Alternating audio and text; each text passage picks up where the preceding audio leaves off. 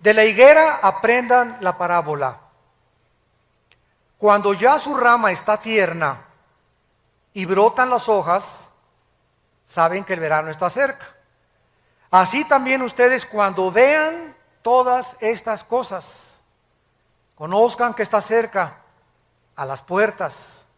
De cierto os digo que no pasará esta generación hasta que todo esto acontezca.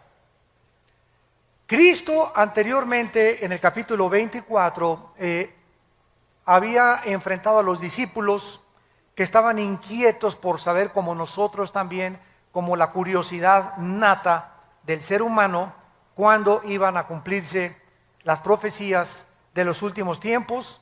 Le hicieron 3 preguntas en Mateo 24:3. Dinos cuándo serán estas cosas. La primera pregunta. La segunda, ¿qué señal? Danos una señal.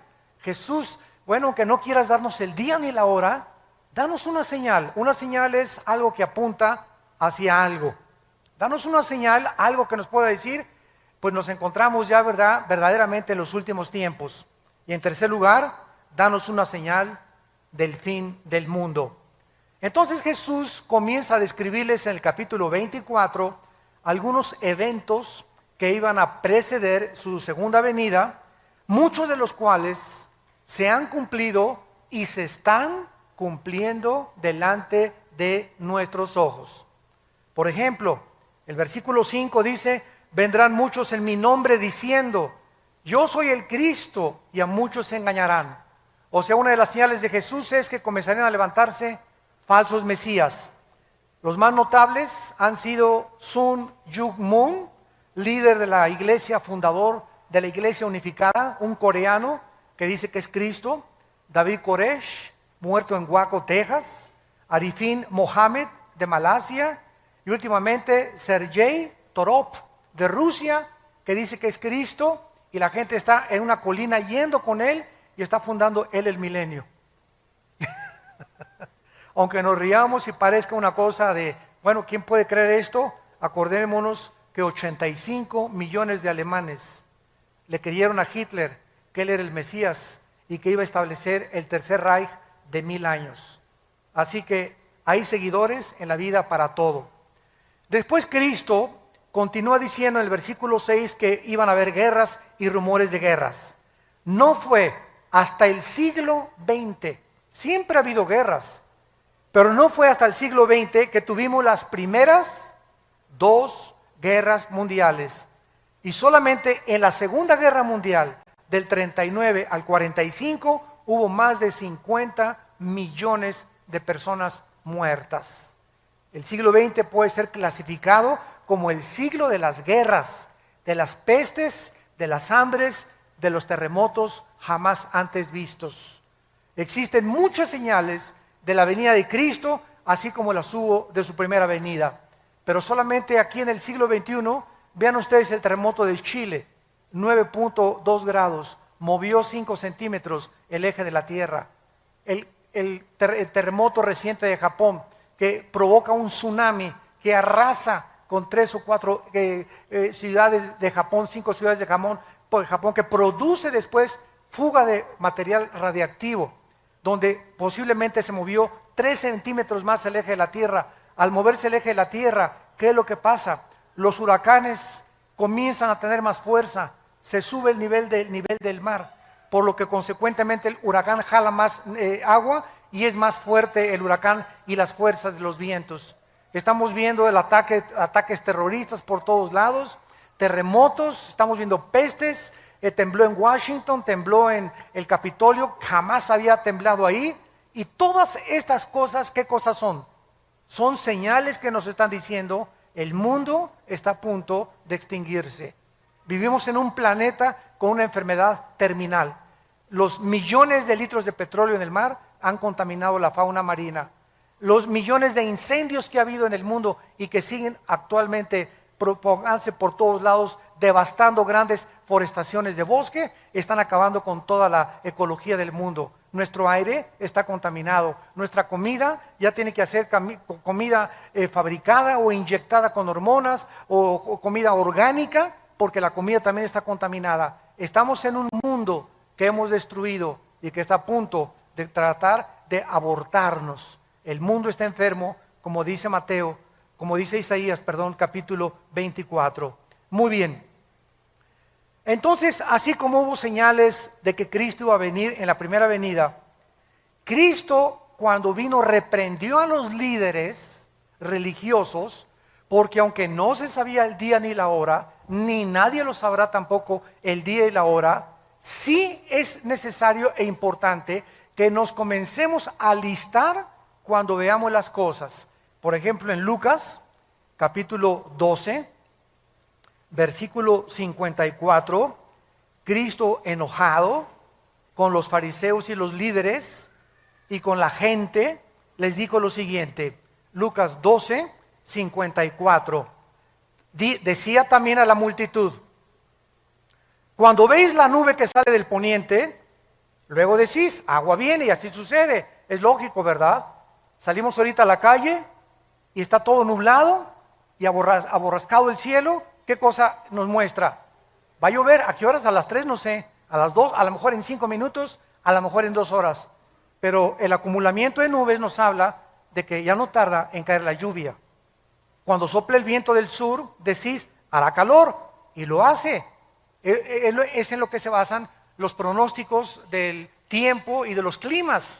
¿Cómo pueden saber que la semana que entra va a haber 75 grados de temperatura, o 25 en Acapulco y 32 en Cancún, etcétera, etcétera? ¿Cómo lo hacen? Midiendo con los satélites y el calor, el tiempo, el calor, la precipitación y la velocidad, etcétera, etcétera. Todo eso les hace hacer pronósticos que, aunque no son 100% exactos, por lo menos dicen, pasado mañana va a llover, o va a haber un calor tremendo la semana que entra, etcétera, etcétera.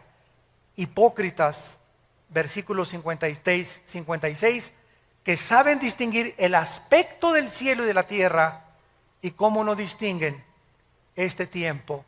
¿Cómo no supieron los fariseos que Jesucristo iba a nacer en Belén? Isaías lo decía, que su madre iba a ser una virgen, que cuando hubiera un levantamiento en Roma y tratara Roma de conquistar Jerusalén y el mundo, el Mesías iba a venir. ¿Cómo es posible que no hayan podido estar preparados? A lo suyo vino y los suyos no le recibieron. Me pregunto si sucederá lo mismo con nuestra generación. ¿Estaremos tan ciegos de no darnos cuenta en qué tiempo nos estamos encontrando? Jesús comparó estos eventos en Mateo 24, 8 con dolores de parto. Dice en Mateo capítulo 24, versículo 8, todo esto será principio de dolores, que son los dolores, la palabra griega que experimenta una mujer cuando va a parir. Una mujer cuando va a parir, ¿cómo comienzan los dolores? Comienzan con contracciones cada vez más fuertes, cada vez más fuertes, cada vez más fuertes, van aumentando en intensidad y en dolor, hasta que se revienta la fuente de agua, ¿verdad? Y entonces la mujer tiene que ser internada inmediatamente en un hospital. Entonces Cristo dijo que los terremotos, los huracanes, los tsunamis, toda la descomposición ecológica iba a ir aumentando, aumentando, aumentando, como lo estamos viendo con nuestros ojos.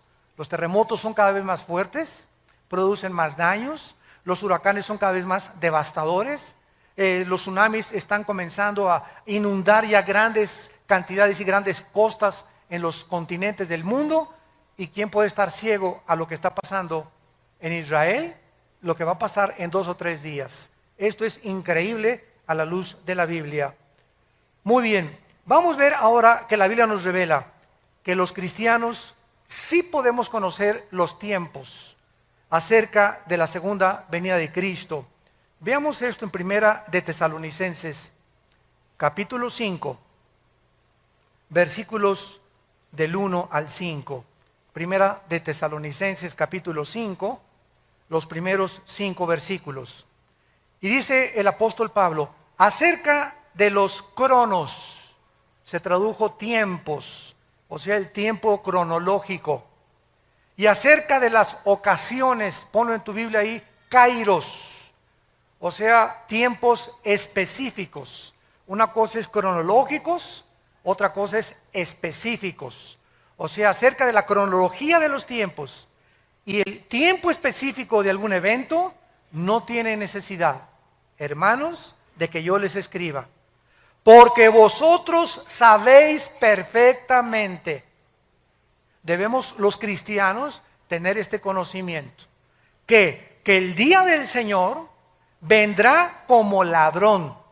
Que cuando digan paz y seguridad, no es hasta que haya un tratado de paz en el mundo, donde se diga algún dictador, ya basta de guerras entre árabes y judíos, ya basta de problemas en el mundo, como lo hizo Hitler en 1932 al 34.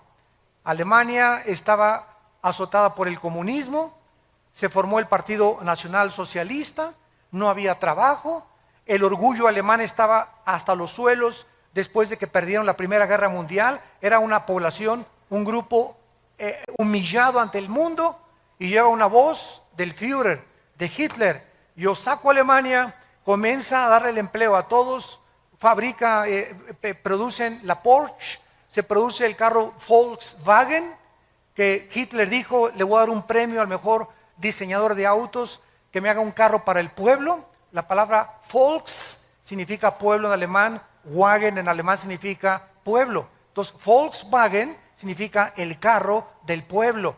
Y pues hasta el momento, ¿verdad?, ha sido un carro increíble desde la Segunda Guerra Mundial. Y sacó a Alemania totalmente del pozo de desesperación en que se encontraban. Y 85 físicos, matemáticos, doctores, licenciados, abogados, maestros de escuela, no estoy hablando de indígenas, 85 millones de profesionistas, de personas cultas, de personas que fueron a la universidad con premios, noveles, etcétera, etcétera, votaron por Hitler y le creyeron a Hitler. ¿No le creerán al anticristo?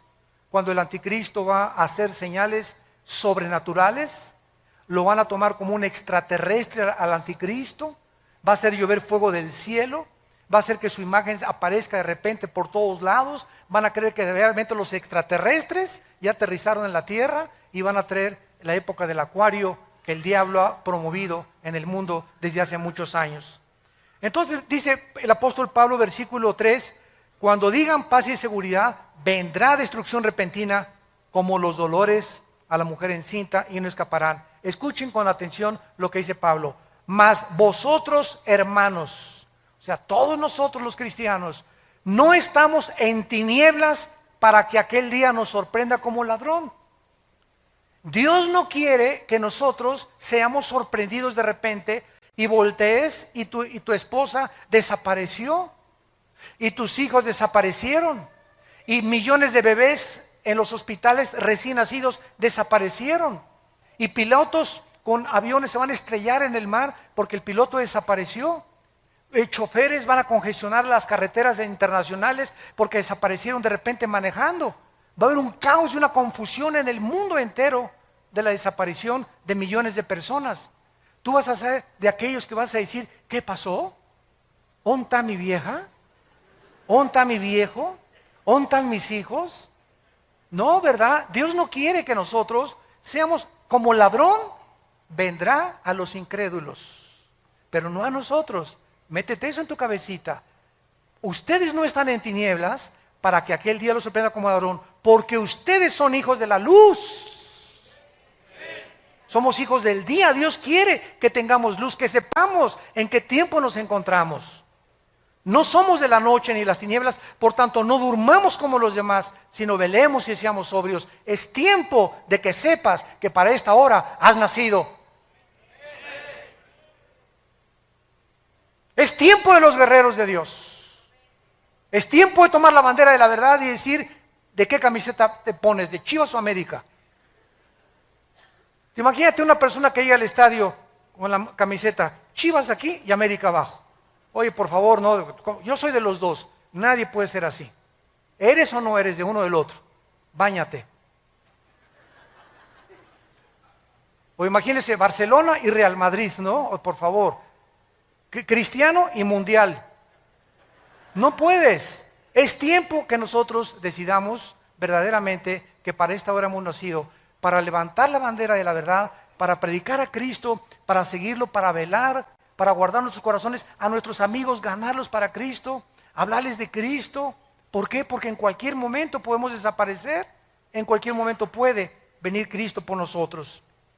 Muy bien, todo lo dicho anteriormente fue en respuesta a la pregunta, ¿qué señal habrá de tu venida y del fin del siglo? Sin embargo, vamos otra vez a Mateo 24, a nuestro pasaje, versículo 32 y 34, que vamos a examinar con lupa.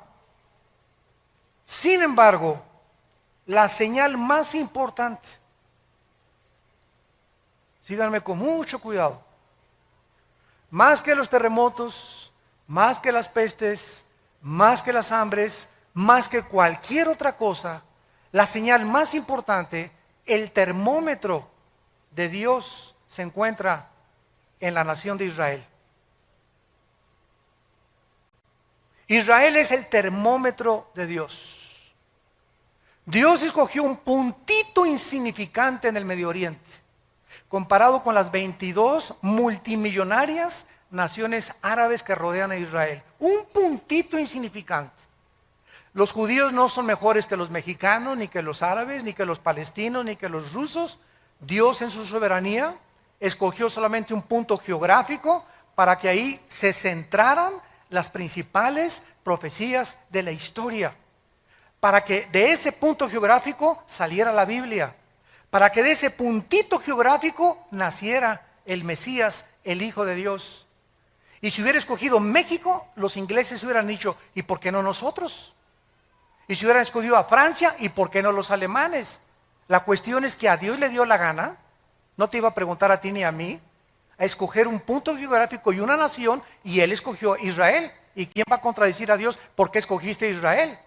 Vuelvo a repetir, no fue porque fueran mejores porque se los dijo en Deuteronomio 7, sino porque los amé y porque quiero que mis profecías se cumplan a través de ustedes. Entonces Dios escoge a Israel y desde 1948, 14 de mayo de 1948, el Estado libre, independiente y soberano de Israel, ante los ojos estupefactos del mundo entero, se constituye como una nación en un día. Cumpliendo la profecía de Isaías 66, ¿podrá nacer una nación en un día? Pues ha sido Israel la única de la historia. Este es importante porque tenemos que preguntar dos preguntas para contestar nuestro pasaje. Número uno, ¿quién representa la higuera? Porque dice el pasaje, Mateo 24:32, de la higuera aprendan la parábola. Cuando su rama está tierna y brotan las hojas, sepan que el verano está cerca. Y la segunda pregunta que tenemos que contestar es, ¿cuánto tiempo involucra una generación? Si podemos descifrar estas dos claves, ¿quién es la higuera y cuántos años constituyen una generación a los ojos de Dios en la Biblia? Tenemos bastante información para darnos cuenta que nos encontramos en esa generación, que no pasará hasta que todo acontezca. Sigamos leyendo y sigamos estudiando.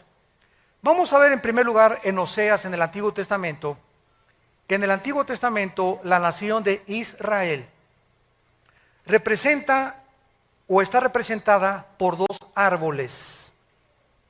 Uno es la vid, que produce uvas, o la viña, y otro la higuera, que produce higos. Dice en Oseas 9, versículo 10, ¿ya lo tienen?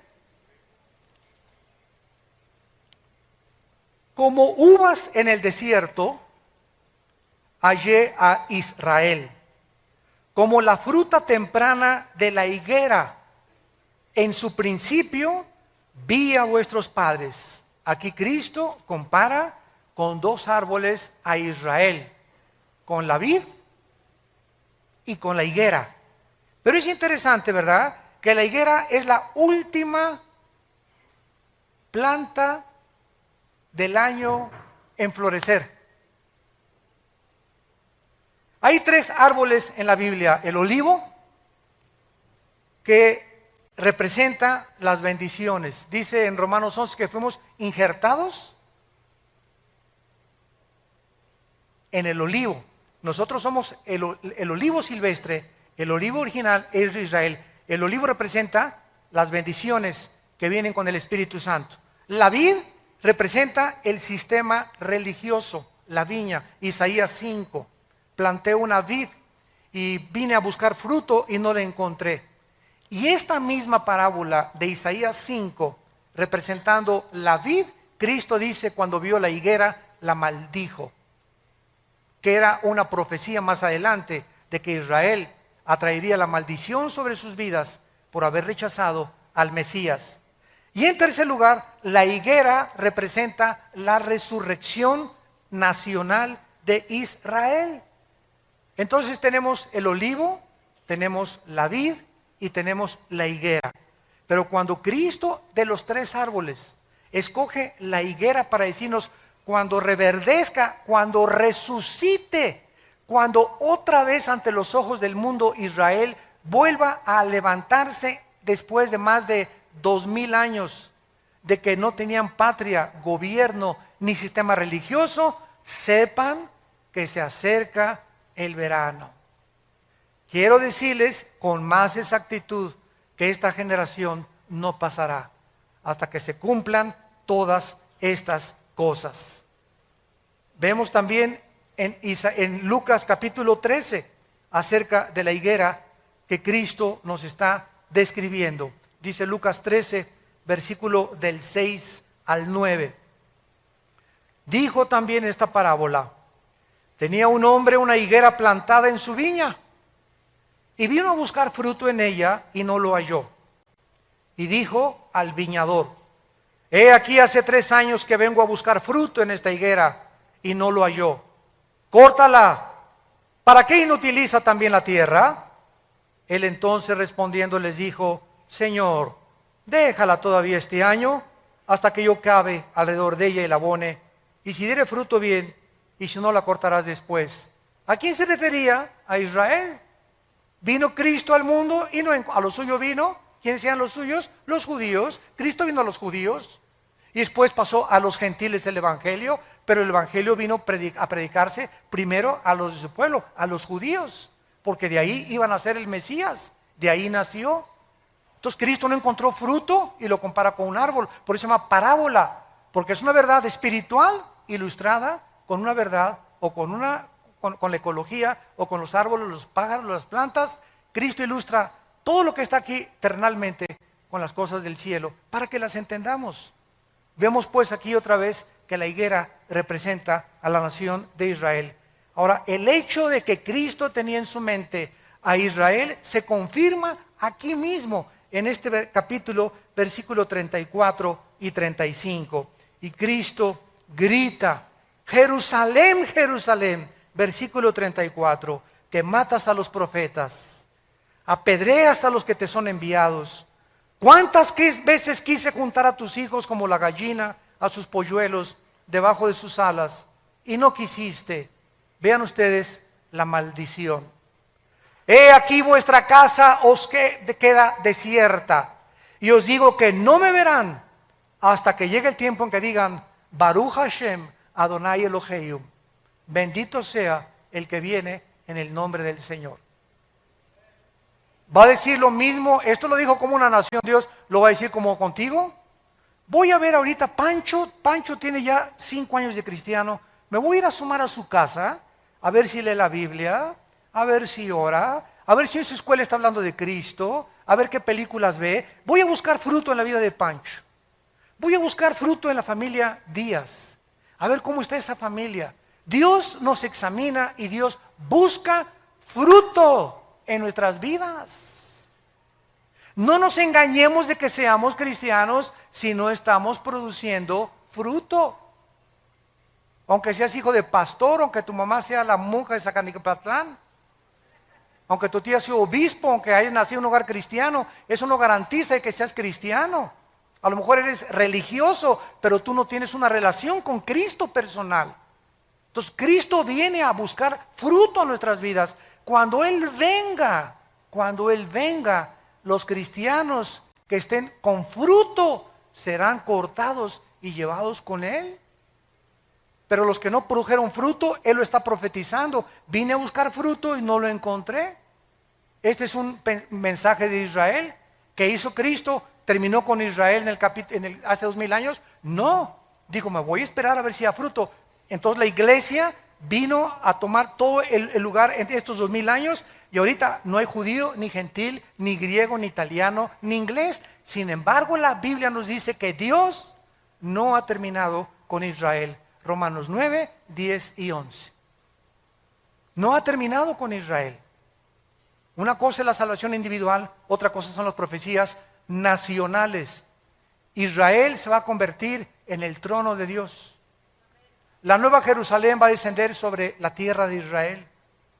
Ahí va a estar los cuarteles generales del universo. Dios habita ahorita en el tercer cielo. La Biblia dice que Dios va a dejar el tercer cielo. El Padre, estoy hablando, no el Hijo. El Padre va a dejar el tercer cielo y va a bajar a la tierra, en Israel, en Jerusalén, a poner su trono. ¡Qué maravilloso! Va a cambiar su trono de arriba a estar aquí con nosotros. El Dios y Padre del universo. Y nosotros a su alrededor reinando con los siglos por Él. Vemos pues entonces claramente, ¿verdad?, acerca de esto. Ahora dice el capítulo 21 de Mateo, versículos 18 y 19, Mateo 21, 18 y 19, la maldición de la higuera. Por la mañana, volviendo a la ciudad, tuvo hambre y viendo una higuera, está hablando de Jesús, cerca del camino vino a ella. Y no halló nada, sino hojas solamente. Y le dijo, nunca jamás nazca de ti fruto. Y luego se secó la higuera. Viendo los discípulos que se han maravillado, ¿cómo es que se secó enseguida la higuera? Bajo el Nuevo Testamento, para que entendamos este pasaje, los judíos tenían que presentarse 3 veces al año delante del Señor en la ciudad de Jerusalén. Jesús mismo vino a la ciudad de Jerusalén, vía Jericó, porque era el camino que siempre tomaba Cristo para llegar a Jericó, y en varias ocasiones fue a Jerusalén Cristo para celebrar, ¿se acuerdan las bodas de Caná, los tabernáculos, el Yom Kippur? Lo vino a celebrar Cristo en Jerusalén. Uno de esos días en que Cristo iba a Jerusalén, se encontró con la higuera, que sin duda en los viajes anteriores la había visto. Pregunta, ¿por qué no la maldijo antes, verdad? Lo vamos a ver. Pero el día precisamente en que él maldijo la higuera fue el día de su entrada triunfal a Jerusalén, cuando observó que no tenía fruto. Al llegar a Jerusalén, fue recibido como el Mesías, Hosana, el que viene en el nombre de Jesús, por la mayor parte de la gente. En la tarde se dirige a Betania, a la casa de Marta, de María y de Lázaro, a pasar la noche, porque venía camino a Jericó, y al regresar al día siguiente a Jerusalén, fue cuando él se detiene y maldice la higuera. Ya vimos que la higuera representa, sin ningún lugar a dudas, a Israel. Y esta acción de maldecir la higuera, porque no tenía fruto, vemos realmente que es una señal profética de que tampoco había encontrado fruto en la nación de Israel. Y cuando a Cristo lo crucifican, y cuando Pilato le dice a la gente, ¿a quién quieren escoger? Suelta a Barrabás, crucifícale. Pilato les dijo, la sangre sea sobre sus cabezas. Y el pueblo de Israel dijo estas palabras, que la sangre del Mesías sea sobre nosotros. Y en 2000 años no ha habido un grupo étnico como Israel expulsado de la mayor parte de las naciones. Simplemente el holocausto en 1943, 44, 45 de Hitler, donde más de 6 millones de judíos fueron matados de hambre y en las cámaras de los gases, cómo los han odiado, cómo ahorita estamos en el siglo XXI y el mundo los odia, los árabes no los quieren aceptar. Ahorita hay 120 naciones, de las 200 naciones que tenemos en el globo terráqueo, 120 están votando contra el Estado de Israel. La única nación que lo ha defendido ha sido Estados Unidos. ¿Por qué Estados Unidos desde la Segunda Guerra Mundial? Señores sociólogos, historiadores, comunistas y ateos que nos visitan y que nos ven por la televisión, pregúntate por qué Estados Unidos ha sido bendecido. ¿Por qué le tienes tanta envidia a Estados Unidos? El mejor país vestido, donde mejores empleos ha habido, donde a la gente se le reconoce lo que sabe, con el mejor ejército, el mejor sistema político que hay ahorita en el mundo, donde más o menos hay justicia mejor que en otros países. Ha detenido el comunismo, el fascismo, el nazismo. Si no fuera por Estados Unidos, aunque ahorita está hundiéndose, todo el mundo quiere Estados Unidos. Nadie se quiere ir a Rusia, nadie se quiere ir a la China, a México menos ahorita. ¿Por qué Estados Unidos es la nación del sueño americano? Hasta hace algunos años, porque ya no es igual, ya se acabó todo eso, porque ya los últimos presidentes han apostatado y han entregado a Estados Unidos en manos de los árabes y han traicionado a Israel desde el presidente Clinton. ¿Por qué? Porque los árabes tienen el 65% de la producción petrolera del mundo entero. Y ahorita el presidente Obama, si no se alinea con las naciones árabes, le cortan el petróleo a Estados Unidos, y Estados Unidos consume el 50% del petróleo de toda la producción del mundo entero. Después de Estados Unidos sigue China, Japón y Alemania. Pero Estados Unidos consume la mitad del petróleo que se produce en el mundo. Así que por eso hundirían totalmente sin petróleo igual a Europa si los árabes no acceden Occidente a que el Estado palestino sea reconocido, quitarles Jerusalén y que puedan los judíos devolver los territorios que ganaron en la guerra. Todo está exactamente como la Biblia lo dice. Zacarías 12, 2 y 3, Zacarías 14, del 3 al 4, Mateo 24, Mateo 25, Apocalipsis, Daniel, todo dice que cuando Jerusalén la rodearan los ejércitos, ante nuestros ojos está sucediendo pasado mañana. Ya se queda sola Jerusalén. ¿Qué va a pasar? Tal vez una guerra nuclear. La Biblia profetiza que Siria, Apocalipsis 17, va a desaparecer. Tal vez Israel conteste con armas nucleares a Siria y borre del mapa a Siria, y el anticristo salga de la región de Siria o Irak, y después de esta devastación se den cuenta, bueno, que nos estamos matando. Surja como Hitler el anticristo y traiga la paz. Y cuando digan paz y seguridad, nos pintamos.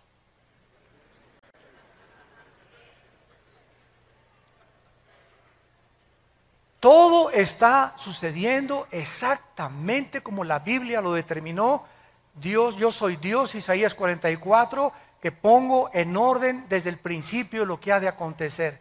Nadie más que Dios podía habernos puesto cronológicamente la caída de los imperios, el transcurrir de la historia, cómo iban a acontecer, cómo sería la última generación, lo que iba a pasar. Todo lo que dice Apocalipsis está sucediendo. En el 2012, el año que entra, ¿qué están esperando? Que se alineen los planetas. Que el satélite Alien, ahorita que dicen que es un planeta, cuando se alineó con el Sol, tembló en Chile. Cuando se alineó con el Sol, este planeta, tembló en Japón. Ahora esperan que en el 2012 se alinee otra vez con el Sol, y tal vez vengan ahora sí radiaciones solares, ya no hay ozono que nos proteja, y comienza el mundo a ser convulsionado, comienzan los tsunamis a inundar Hawái, Acapulco, Cancún, las costas, la costa mediterránea, Francia, etcétera, etcétera, desfalleciendo los hombres por las cosas que sucederán, confundida la gente por el bramido de las olas y del mar, por los terremotos, y toda la gente buscando una luz, y nosotros somos en esta generación la luz.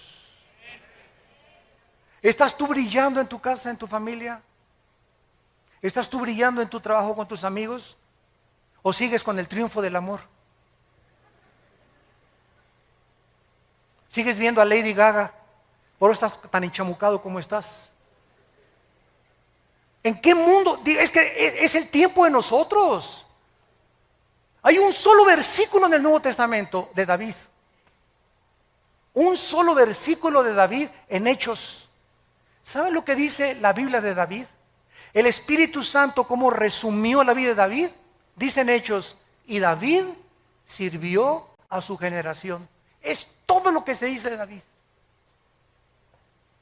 ¿Cuál es ahorita es la generación de nosotros? Desde que tú naciste es tu generación. ¿Qué estás haciendo por tu generación? Los años así pasan.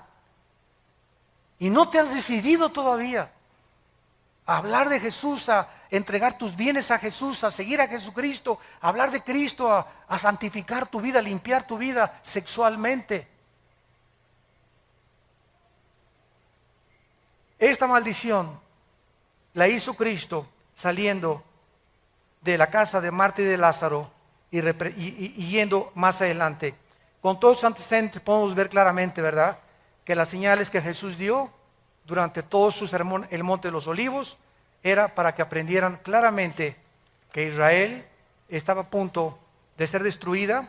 En el año 70, los romanos llegaron con el general Tito y no dejaron piedra sobre piedra. Cuando Cristo vivió, ¿saben cuál era el objeto de los fariseos? Construir edificios y templos. Y cuando le preguntaron a Cristo en Mateo 24 las señales, los judíos estaban, mira nomás qué iglesia totota, mega iglesia preciosa, cortinas persas, lámparas hawaianas, luces de Francia, tapetes persas, etcétera, etcétera. Y Cristo dijo, ustedes ahorita se gozan en edificios. Yo les diré que no quedará piedra sobre piedra. Y cuando vino Roma y arrasó con Jerusalén, ¿dónde quedaron sus supuestos templos e iglesias hechos pedazos? ¿Quiénes sobrevivieron? Las almas de los hombres. ¿Y nuestra generación es diferente? No, nuestra generación es exactamente igual. Ahora estamos tratando de hacer megas construcciones de 20, 30 millones de dólares. Cuando Dios no nos mandó a construir edificios, nos mandó a predicar el Evangelio de Jesucristo. Ya si Dios nos quiere regalar, y si alguien me dice, te regalo 15 millones de dólares para que hagas un edificio, una iglesia, gloria a Dios. Pero a la iglesia no la vamos a meter en drogas, ni a obligar, ni a presionar. Den y den y den y den. Les decimos, den para las misiones, para mandar misioneros, para sostener más pastores. Nunca hemos pedido para la construcción. Y hasta ahorita Vida Nueva para el Mundo no tiene, ni es dueña de ningún edificio en el mundo entero. No somos dueños de nada.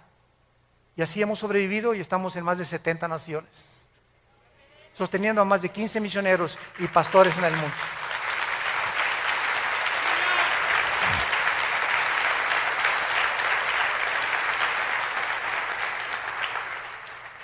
Los judíos pues fueron dispersados a los 4 confines de la tierra, quedaron por tierra cerca de más de 2000 años.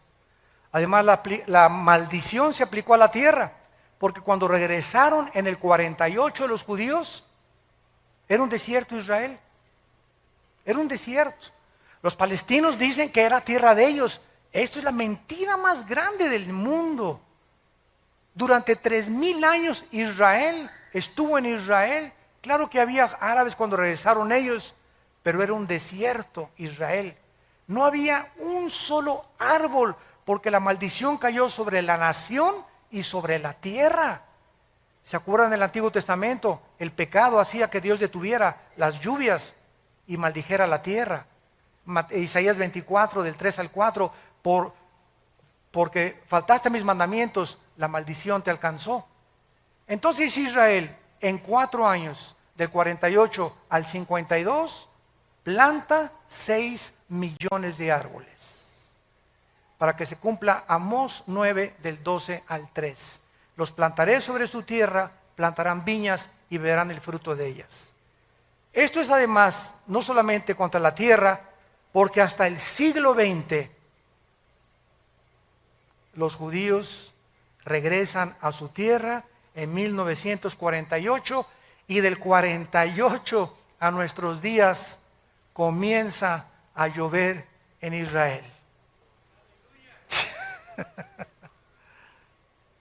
Comenzaron las lluvias de 1948 a nuestros días. De esta manera, después de tantos siglos, tanto como se profetizó, Israel se convierte en el 48 Entonces ahora podemos saber que el año 48 es el patrón con el cual podemos medir una generación.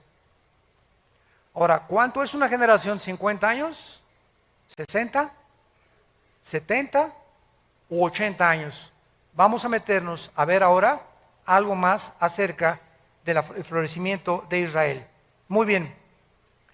Esta profecía que acabamos de leer, cuando la higuera reverdezca, no pasará una generación, nos vuelve a decir que cuando Israel floreciera, cuando resucitara Israel, comenzáramos a contar los últimos días, desde 1948, y saber que la segunda venida del Señor está cerca. En 1948, el reloj profético de Dios comenzó, tic, tic, tic, tic, tic, tic, la cuenta regresiva. Ahorita me llegan correos donde me dicen, faltan 6 horas para el 20 de septiembre para que se determine el Estado palestino. Faltan 5 horas con 40 minutos desde que se dictaminó que pasado mañana las Naciones Unidas van a tratar de sacar a los judíos de los territorios ocupados. Comenzó el reloj profético de los judíos acerca de lo que va a suceder. Pero el reloj profético de nosotros comenzó en 1948, el 14 de mayo. Tic, tic, tic, tic. Se había apagado durante 2000 años el reloj de Dios. En cuanto Israel regresa, no podía nadie profetizar que nos encontrábamos en los últimos tiempos. No es hasta que la nación nace y reverdece y resucita nacionalmente, no espiritualmente, porque espiritualmente será hasta la segunda venida de Cristo. Romanos 11, 25 y 26. Todo Israel será salvo cuando Él regrese físicamente, pero nacionalmente resucita en el 48. Ahora es interesante, Lucas 21, qué linda es la Biblia. Lucas 21, esto es increíble.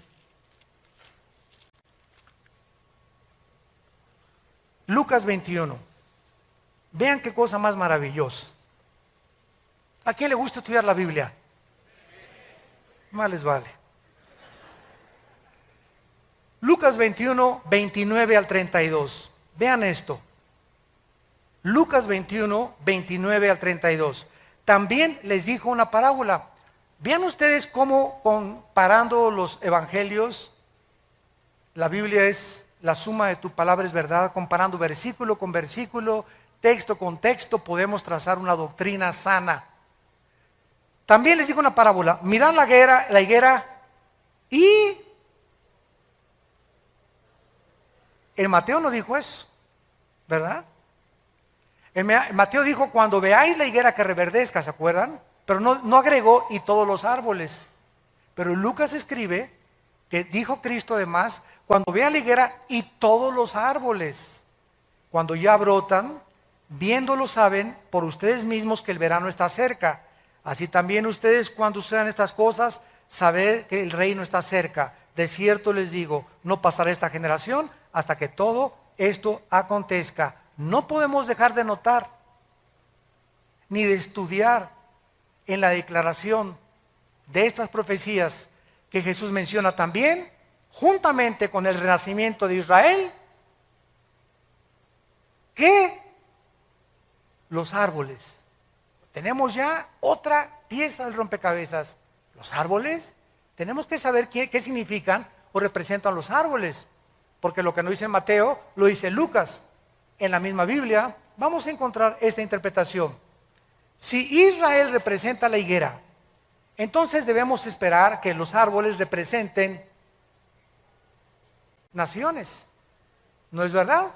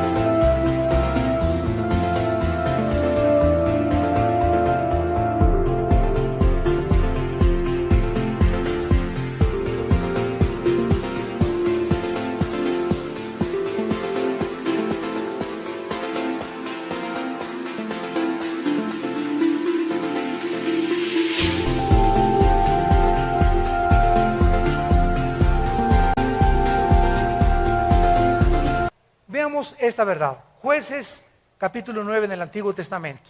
Libro de Jueces. Está después de Josué para que no andes por Apocalipsis. Dice en Jueces 9, versículo 7 en adelante. Aquí encontramos a Jotam, un hijo de Gedeón. Y este muchacho habían matado a todos sus hermanos. Y entonces se dirige a una banda de terroristas que se llamaban los de Siquem. 70 hermanos o hijos de Gedeón habían asesinado, porque todos querían ocupar el trono. Era la lucha por el poder y Abimelech quería sentarse en el trono. Entonces, este muchacho les cuenta una historia, una parábola, y vean ustedes qué usa para representar los gobiernos o las naciones. Dice el versículo 7, cuando le dijeron a Jotam, se puso en el monte de Gerizim, alzando su voz, clamó y les dijo: óigame, varones, y así fue oída, así os oiga Dios. Fueron una vez los árboles a elegir rey, y dijeron al olivo: reina sobre nosotros.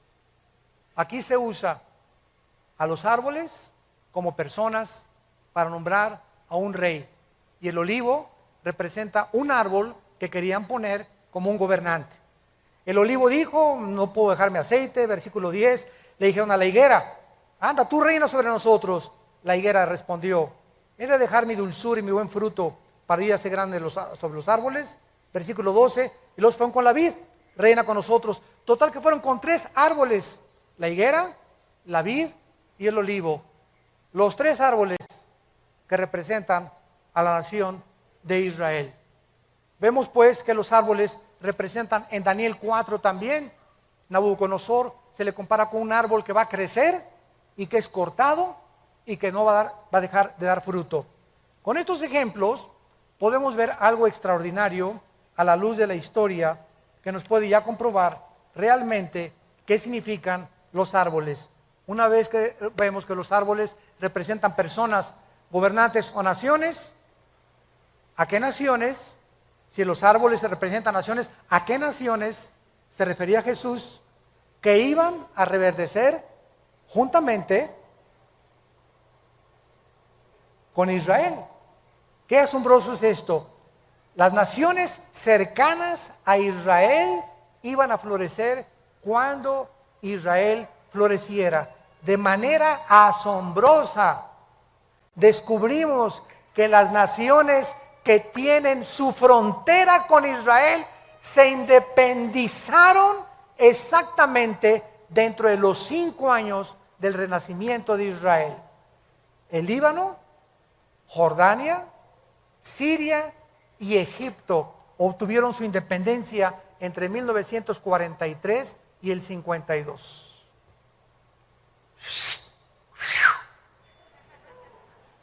Escuchen esto, todavía falta.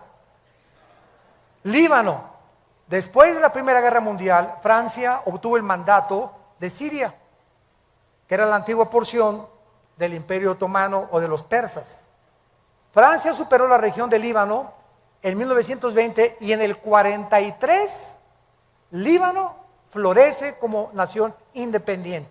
Jordania, después de la Primera Guerra Mundial, la disolución del Imperio Otomano, Inglaterra recibe el mandato de gobernar la mayoría del Medio Oriente. La Gran Bretaña separa la región autónoma de Transjordania en 1920 y Jordania se independiza en 1946 y adopta el nombre de Jordania hasta 1950. Siria administra esta región Francia después de la guerra y Siria se independiza en el 46 también, exactamente cuando se independizó Jordania. Egipto obtiene su independencia y soberanía con el derrocamiento de la monarquía británica en 1952. Estas naciones, al igual que Israel, no existían independientes hasta después de 1943. Y esto fue simplemente eran parte del Imperio Otomano, parte del Imperio Británico o colonias de Francia. su nacimiento alrededor de Israel en el 48 nos muestra de manera asombrosa que eran las naciones a las cuales Cristo profetizó, que no es coincidencia que en ese tiempo de 5 años se independizaron todas las naciones que tienen su frontera con Israel. ¿Es la Biblia la palabra de Dios? ¿No es maravilloso que nosotros podamos saber claramente todo lo que está pasando en el mundo?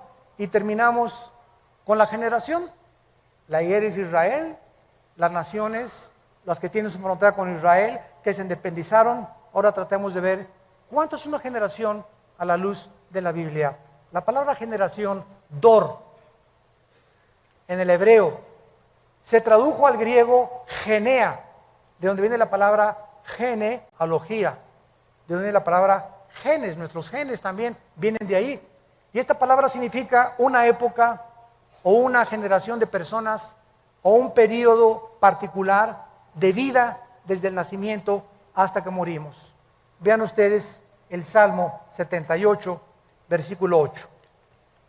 Salmo 78, versículo 8. Y no sean como sus padres, generación contumaz y rebelde, generación que no dispuso su corazón, ni fue fiel para con Dios su espíritu. Israel nació el 80% de la gente de Egipto cuando tenían 40 años. Más 40 en el desierto. 80 años. Muy bien. ¿Son 80 años una generación realmente?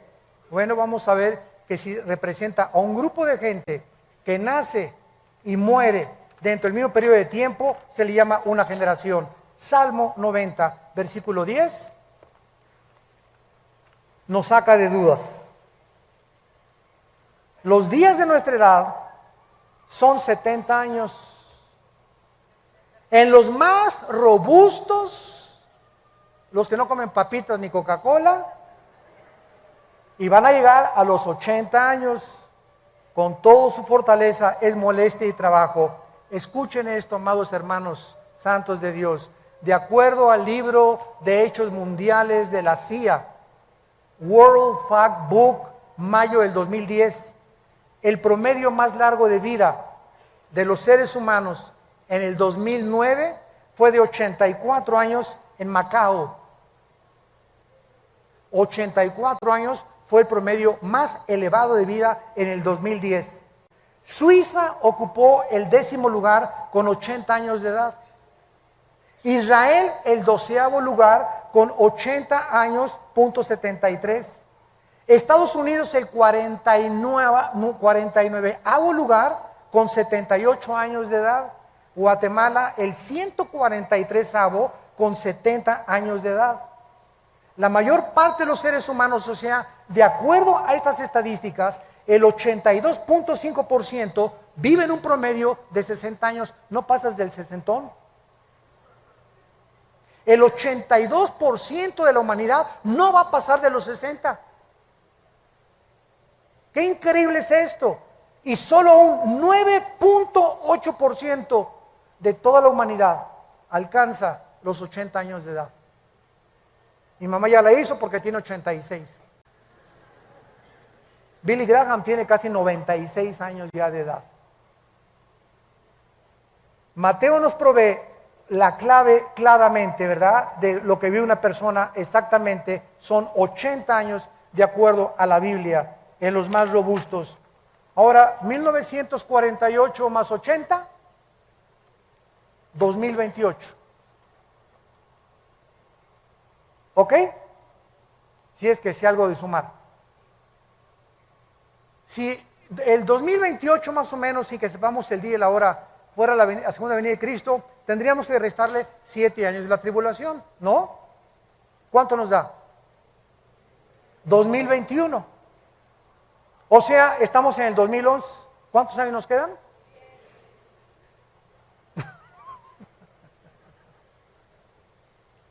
Aquí no podemos de ninguna manera ser dogmáticos. Y eso no contradice lo que Jesús dijo: el día y la hora nadie la sabrá, pero sí los tiempos. Yo no sé si será el rapto en el 2002 o en el 15. Yo siempre he dicho que no pasábamos del 15, según cálculos, y que nos libre Dios de poner una fecha, porque seríamos falsos profetas. Pero los tiempos aproximados son posiblemente antes del 2028. Si la generación de los 80 años se cumple de acuerdo a la Biblia. Pues en el 20, en el 19, en el 16, en el 23, por favor no digan, el hermano Disney dijo. Me meten en problemas. Que quede bien claro lo que estamos diciendo. Y saben una cosa, que cuando yo leí esto, se me estremeció la piel. Le dije, Señor, ¿realmente nos estás diciendo que nos quedan 10 años, 12 años más de vida tal vez? ¿Será posible esto? Y bueno, lo vamos a ir viendo con lo que siga pasando el año que entra, etcétera, etcétera. Lo único que sé yo es que llegó la hora para la cual nacimos. Y que si estas cosas han de suceder, ¿cómo no debemos de vivir una vida pía, santa y piadosa? Entregándonos cada vez más al Señor, buscando más su voluntad y dejándonos ya de vanidades ilusorias. Y entendamos para qué nacimos. Y sepamos que lo que más le interesa a Dios es que lo conozcamos. Y que seamos guardados de la hora de la prueba. Lucas 21, para que seamos tenidos por dignos de las cosas que acontecerán en la tierra. ¿Estás tú listo para encontrarte con tu Dios? Gracias por tu palabra, Señor. Gracias por tu palabra, Señor, y por los tiempos que nos permites vivir. Donde estamos viendo que las nubes se están juntando de las catástrofes, de los holocaustos, de las tragedias en el mundo, de los fenómenos naturales, donde la naturaleza se ha vuelto contra nosotros. Y sabemos que estas son señales. Y tenemos tal vez 2 años, 10 años, solo tú lo sabes. Lo único que sabemos es que ya el tiempo se ha acercado. Y que estas consideraciones que hemos traído a la luz de tu palabra, con la ayuda del Espíritu Santo como nuestro Maestro, nos hacen temblar interiormente de temor a ti, de acercarnos más rápido a ti, de entregar nuestras vidas con pasión a ti y de saber que tú eres la única causa por la cual vivimos. Porque si vivimos es para ti y si morimos es para ti también, Señor. Ya sea que vivamos o que muramos, le pertenecemos al Señor.